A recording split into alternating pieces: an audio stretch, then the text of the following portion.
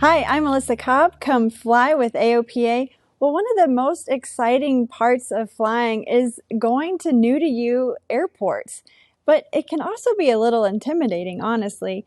So AOPA Editor at Large Dave Hirschman gives us some real-world tips as he's flying into a tricky airport.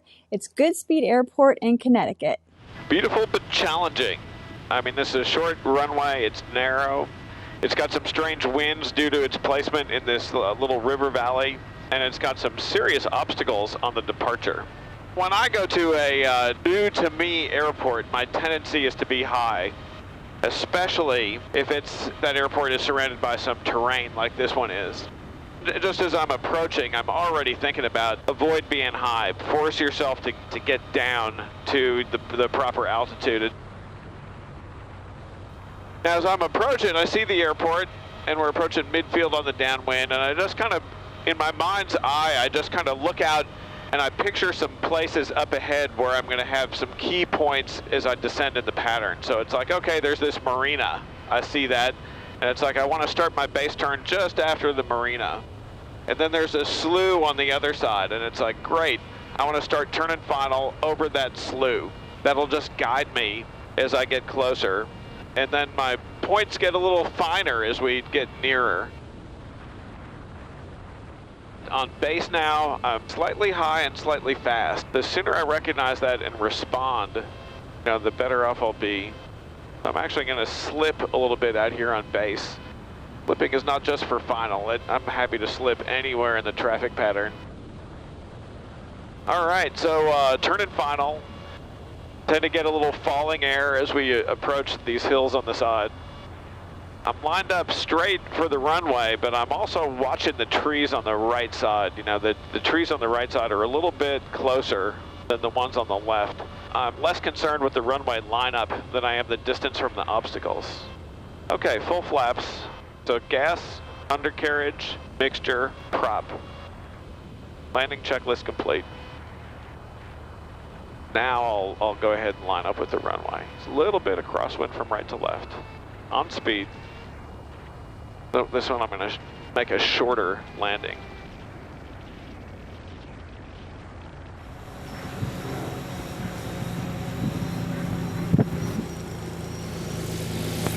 Goodspeed traffic, white skyline, back taxi runway 32 at Goodspeed.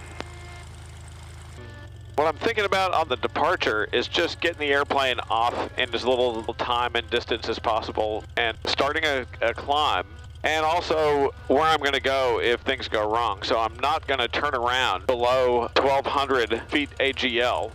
Maximum effort climb, I'll stay over the river for noise abatement, and then I'll come back around for landing on 3-2. Now, I talked about my turnaround altitude.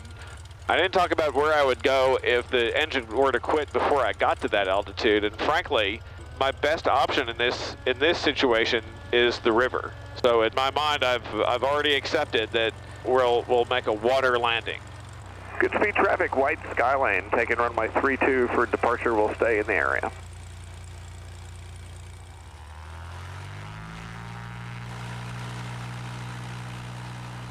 Okay, takeoff feels normal. Tracking the stripe, coming to rotation speed, rotate now. What a beautiful place, wow. All right, thanks, Dave. Those are some great tips. Hey, if any of you have advice to share with us and the rest of our viewers on how you fly into airports for the first time, just share them in the comments below so we can all see and learn from each other. Well, we hope that you're going to take Dave's techniques and apply them to come visit us in February at Buckeye Municipal Airport in Buckeye, Arizona. So it's the AOPA fly-in at the Buckeye Airfair. It's going to be February 17th through the 19th, and it's going to be the best of both worlds, a fly-in and an air show. So we're going to have an exhibit hall, educational seminars. There's going to be a pilot town hall with AOPA President Mark Baker on Saturday. There's going to be an air show that Saturday and Sunday, a kids zone and other activity for kids. So please bring your whole family. And we're also offering something really special for AOPA members. It's the AOPA Flight Line viewing area. And it's a VIP area to get in. Just show your membership card to an AOPA representative in the exhibit hall there. You're going to get to go up. There'll be food and drinks, a prime viewing area for the air show. You'll get to meet influencers as well as AOPA leadership and just hang out and have a great time. So we hope to see you there. Down in the description below, we have a link to more information about the event on our website. Well, when you're flying to an airport for the first time, you also need to do your homework on the ground first and check for things like fuel availability. Now, if you were going to be flying into Reid-Hillview or San Martin in Santa Clara County, California, you would notice that they don't have 100 low lead available there. They have other types of fuel, but not 100 low lead, and that might be something that your aircraft requires. Well, the county banned it just over a year ago, the sale of that, and it's created a real hardship for pilots there. So last week, we caught up with pilot David Gooden, and he kind of shares the hardships that they're going through. I've been a pilot since 1978, learned to fly in Reno. I fly a variety of aircraft. I have a Comanche 250 and a Cessna 310Q models right here behind us. Well, as we've known for the last year or so, the 100 low lead has not been available at Reid-Hillview. The county elected to make it so that we couldn't sell 100 low lead at this airport and that there would only be unleaded fuel at this airport. So therefore, UL 94 is the only thing available currently. This, of course, can create problems with people who need 100 low lead. Well, personally, like with the 310 here, it cannot burn the UL 94. So when I come back in, I have to make sure I have enough fuel in the tanks so that I can get back out again to either refuel or get to my next destination. And that can cause additional cycles on the plane, which usually would be unnecessary. And we measure aircraft age partially by the number of cycles that you do on the aircraft. So that tends to age the aircraft faster than is necessary. Unfortunately, I have a problem right now with the 310. Once it gets back ready to go, the first flights of these new engines, of course, you got to do break-in flight, and you want to keep the engines running for at least an hour. I have to figure out a way to get gas because there's not enough gas in this airplane to do these break-in runs. So that's going to be a problem. If you're aware of what's going on, there should not be a safety concern, but it is a problem if someone shows up at this airport, say that they were IFR and they couldn't get anywhere else but here for whatever reason, and then they find that there's no 100 low lead, then they're pretty much stuck here until they can figure out a way to get 100 low lead into their aircraft to get out safely. In the long and short of it, everybody would love to have an unleaded solution that is good for fleet-wide use. But in the meantime, we really need to have a way to get there that is safe and prudent. And in my humble opinion, banning 100 low lead from this airport was not a safe and prudent decision. AOPA has been advocating for pilots at Santa Clara County, citing safety concerns and arguing that the county needs to comply with its federal grant assurances and provide 100 low lead fuel. AOPA General Counsel Justine Harrison joins us now to bring us the latest in this evolving situation. Justine, thanks for joining us. It's my pleasure to be here.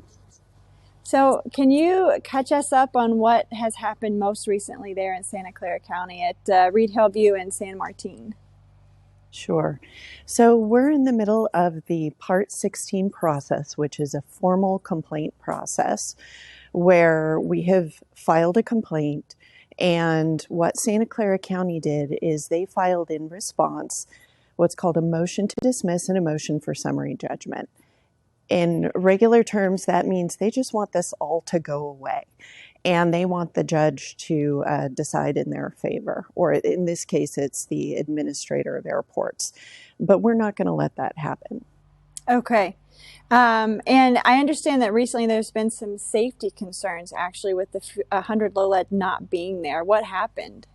Yes, so what happened is we had to file a response to Santa Clara County's filings.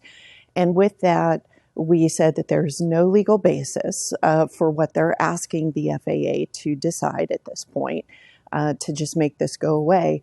And we also reiterated our original concerns, which have now, it appears, been realized. So we are very concerned about safety for those who need 100 octane fuel to be able to safely operate their planes and legally operate their planes. And there are many AOPA members who are located in that area, including based at those airports at San Martin and Reid-Hillview, who require 100 octane fuel to safely operate their planes. We are aware of one misfueling that occurred, and there's an affidavit in our latest filing about that. We are also informed that one accident that occurred for a plane that had been there at Santa Clara County airports departed with too little fuel. It required 100 octane fuel, and since that is not available, the plane departed with insufficient fuel, and it's our understanding that that plane did not make it to its destination, and it appears it ran out of fuel. We're waiting for additional info from the NTSB to confirm what we have been told. Okay, definitely setting up a very serious safety situation there. Can you share with us what our next steps are in advocating for the availability of 100 low lead there? Absolutely. So we are going to continue to hold Santa Clara County accountable through the Part 16 process, which that process, for those who are unfamiliar with it, involves airports who have accepted federal Airport Improvement Program grant money. And when you accept that money from the feds to improve your airport, to expand your airport, and to keep it in safe operating condition, you have a 20-year obligation on a variety of things, and we call those things grant assurances. And one of those is to not discriminate among classes of users unfairly. And so we will continue to follow the Part 16 process. We anticipate that Santa Clara County will file an answer, that the FAA will not dismiss its complaint at this point, and nor decide in Santa Clara's favor at this point, and they'll have to answer to the complaint that we filed, and we will then get a chance to respond to that as well. Okay. Well, thank you, Justine. We appreciate everything you're doing on behalf of pilots and everything our entire advocacy team is doing as well. Thank you. You know, safety first here, and that's why we're here to advocate on behalf of members, and we will continue to do that. Santa Clara is one county in a big chain of airports that's nationwide, and we can't allow links in the chain to break, and we need to ensure that pilots have access to commercially available fuels that their planes need to safely and legally operate during this transition to unleaded fuels for our industry.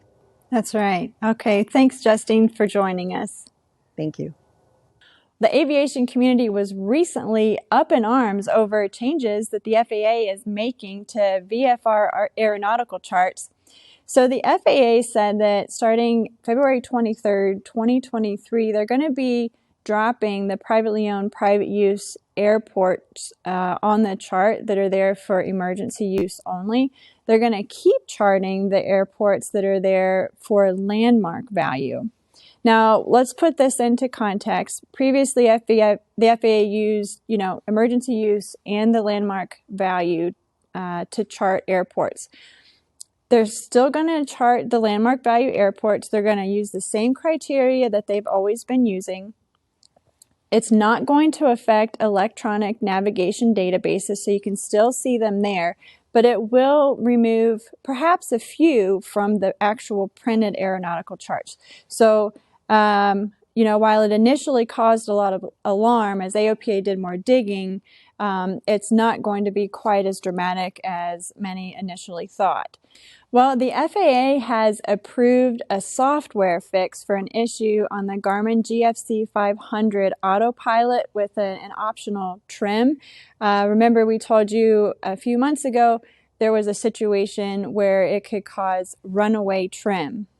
So the software fix is supposed to be available within the next several weeks, And owners and operators are going to need to accomplish the fix within 6 months or at the next scheduled service interval, whichever one comes first.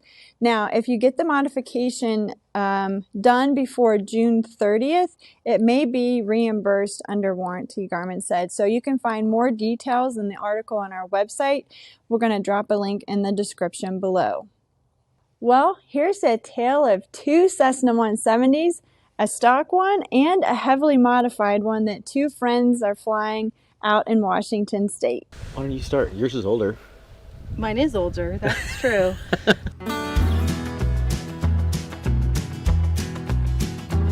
So mine is a stock 48 170, first year they were made.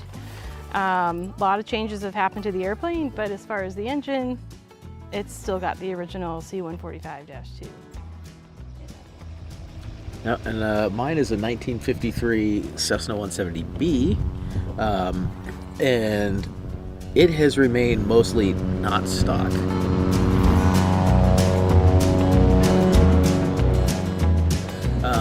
It's the other end of the spectrum.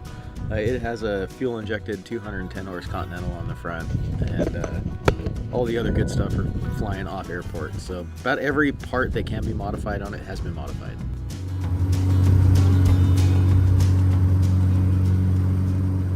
Flying with Kristen has changed my perception of what the straight 170 is. It's an absolutely outstanding platform, and even with all my power, I still have trouble climbing with her sometimes.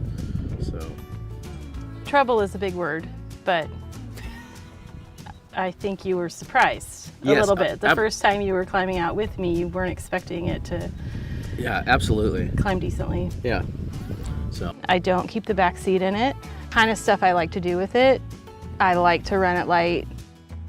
I have a very juvenile story behind how I named my airplane. But the day that I first went to look at this airplane when it was for sale and I saw that the last digit in the tail number is whiskey, I decided its name was Jack.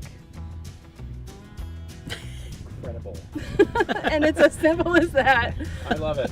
yeah, and ours, before we bought it, this used to be a friend of mine's, and my partner in the airplane, they saw it and said, "What's that beige airplane?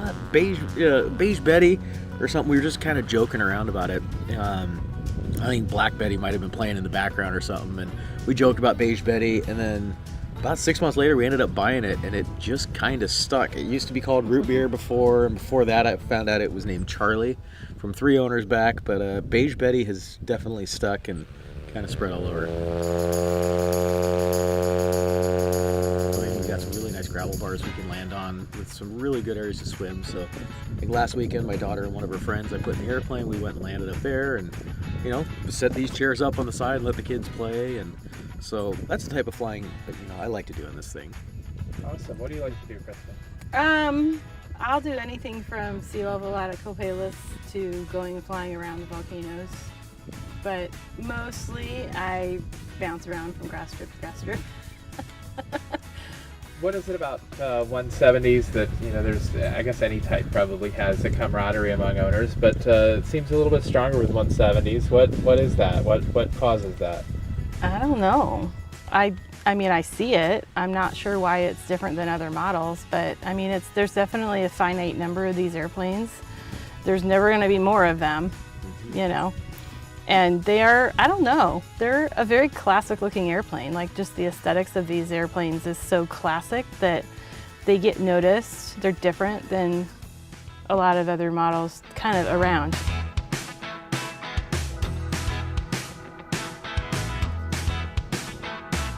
Well, stock Cessna 170s fly great. I have a 1953B model here that's got the regular 0300 145 horsepower engine on it. But really, pilots and owners can't always resist the urge to upgrade, and the AOPA Sweepstakes Cessna 170 is going to go through some major upgrades. It's in the shop right now, and AOPA social media marketer Kayla McLeod Hunt and Dave Stutz, he's the owner of Stutz Aviation, who's doing a lot of modifications to the 170, join us to bring us up on the latest in the restoration. Thanks, Alyssa. Yeah, the 2023 Sweepstakes airplane, the 1953 Cessna 170B, has been in great care down here at the Barnstormers Workshop at Peach State Aerodrome in Georgia. Thanks to the wonderful crew here and one very special gentleman that Alyssa mentioned, Mr. Dave Stute. Dave, can you tell everyone a little bit more about what's been going on with the airplane? Well, we've got the engine installed, as you can see in the back. We got the prop on, exhaust and all that, making good progress. And we're waiting on some instruments to come in, and then it'll be a final thing. We should have a run-up maybe next week. Wow, I cannot wait. What's it been like working down here in Georgia with the crew? Has everything been going according to plan so far? Well, the project's been going to plan pretty well, nicely, but the weather's trying to kill me with tornadoes and stuff. But other than that, it's been going pretty good. Well, we definitely appreciate you being here. You've been a huge asset to the team, and I cannot wait to fly this airplane. You're welcome. Great. Well, AOPA members are automatically entered for a chance to win the sweepstakes airplane. And so if you're not already a member, please join us and you'll automatically be entered for a chance too. And hey, let us know if you have suggestions for modifications you want to see on the Cessna 170. We'd love to see what you think. Well, I hope you've enjoyed this episode of Fly with AOPA. Be sure to like and subscribe to stay up to date on all our latest aviation videos. Well, this week we leave you with footage from viewer Jorgen Nies. Now, he's contributed to us before on his flights out west, and this week we tag along as he flies over Yellowstone National Park and Mount Rushmore. Now, be sure to send in your flying videos. You might just see them on an upcoming show. You can send them to us at the link down below in the description. And if you're not already an AOPA pilot, we'd love to have you join us. Just click the link at the end of this video, and we'll see you next week.